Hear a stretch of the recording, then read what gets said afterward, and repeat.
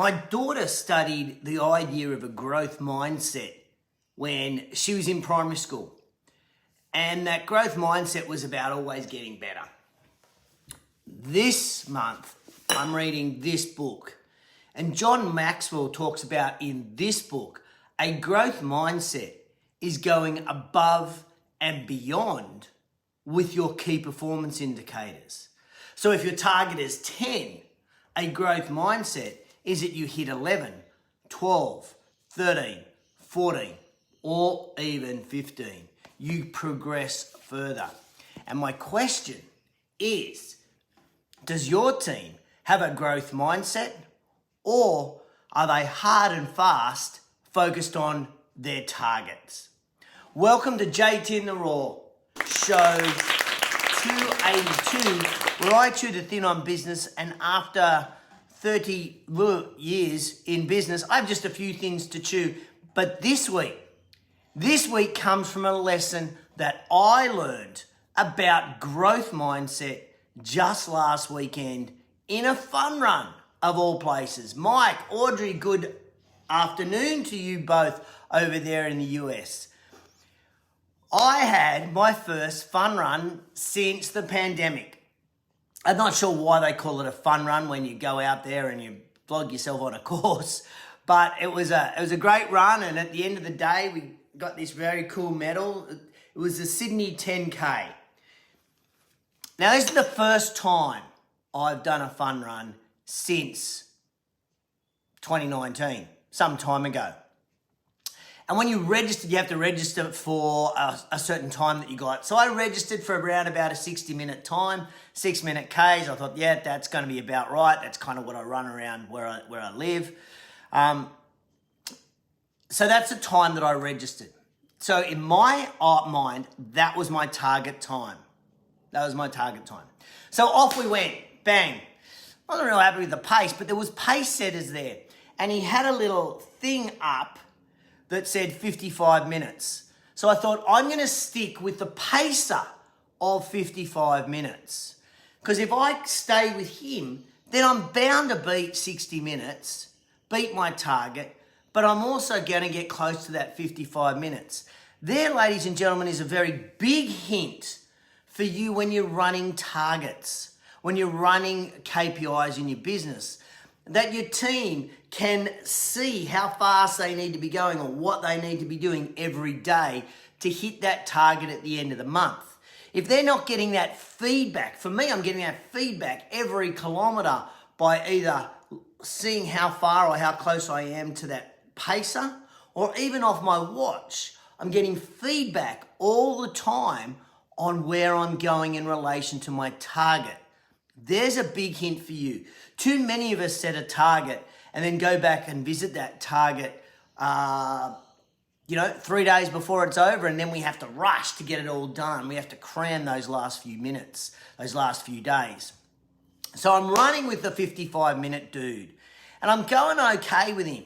So at this point, around about 3.5, maybe 4 Ks into a 10K run, I now change my mindset. And my mindset goes from running a 60-minute 10K to now running a 57.5. I go, I don't think I can keep up with this 55-minute dude all the way. So let's go and shoot for a 57.5. I felt I was going to drop off the pack. By about 5 or 6 Ks, I'm still with this guy. I'm still with him at 55.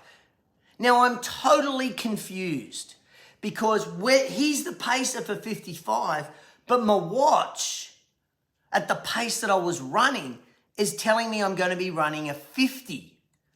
So now I'm confused. Am I running 5.5-minute Ks or am I running 5-minute Ks? I don't know. But what I do know is I've gone faster. So I change at 6 to 7 Ks. I change my goal again. My target of 60, gone. My target for 57.5, gone. My target now is 55 minutes. We get to the 8th kilometre. All of the indicators now tell me that I'm now no longer going to make 55 minutes. I'm going to come pretty close to that 52 and a half, maybe even a little bit quicker time slot. And so I push. And I push those last couple of kilometres and I come through in about a 51:02, which was a PB for me. I was ecstatic with that. But here's the lesson that we can learn from that fun run. Number one is when we're getting the feedback from our watch, when we're with a pacer, that helped me work out how fast I needed to go. And I was getting that regular feedback to work out whether I was going to hit my target. As I was achieving my target with relative ease, my target changed. So I set the target, but I changed it on the run to keep taking my level up. That's what he talks about as a growth mindset. That's what he talks about. I run into a number of people in lots of different businesses where they set a target, they aim for a target, they hit the target, and they're happy. I coach a sporting team, and our goal is to win. That's one of our goals in our sporting team that I coach. Now, some players in that team are happy by winning by one goal or 1 point, and others want to win by 100. The growth mindset that Maxwell talks about is that we push beyond that. We push beyond the target and we keep going as far as we possibly can. My question for you is, does your team have that? And is your culture around hitting a target and stopping? Or is it around pushing through that target, getting that KPI number and pausing? Or is it about pushing beyond, going beyond? So I thought about two questions that perhaps you could ask in job interviews. Like if you're interviewing somebody for a role that has targets that we have to hit, what about asking them, if you're in a sporting team and you're beating it, are you the type of person in a team environment that wants to win by 1 goal, 5 goals, or as many goals as you possibly can? Like, what does winning mean to you in that sporting environment? That would be an interesting question to ask. That would be interesting to see whether they'll push beyond just winning by getting 1 extra sale or going for 5 extra sales. You could even use the fun run example that I just shared. You're in a fun run. Here's the scenario. Let me paint it to you. Your target was 55 minutes or 50 minutes or 30 minutes. And you're running a little bit faster. Do you pull back a little bit or do you go faster?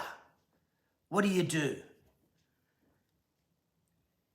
A growth mindset will separate you as a team member, whether it's a growth mindset for a team member in a sporting team or in a department or a business. It will help separate you. It will help your business that you work for drive and go further. You will add enormous value. Last week we talked about adding value. If you have this growth mindset, you add enormous value to your team and to your department. That's the key, that mindset. Okay, if you're a department leader, a team captain, a department leader, a manager, an owner of a business, creating a culture of not just hitting targets, but going beyond targets. Sometimes there might need to be a financial incentive, but more times than not, it is just the culture that you set in your business. That's the challenge for you. A growth mindset or a target mindset? What do you want in your business? What do you want in your department? Or indeed, as a coach, what do you want in your team? Indeed, as a personal trainer, what do you want for your clients? Mike, I just saw you. Give me a thumbs up. Do you want for growth mindset for clients? Is it a target or is it a growth mindset? What is it? We want them to continually grow. Are you green and growing or are you ripe and rotting? Ladies and gentlemen, I hope you got value out of today's show. If you did, hit the share button anywhere you see it.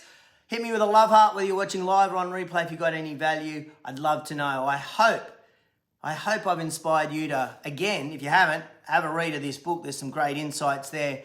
around all sorts of components of leadership. Have a great week. Catch you on the flip side.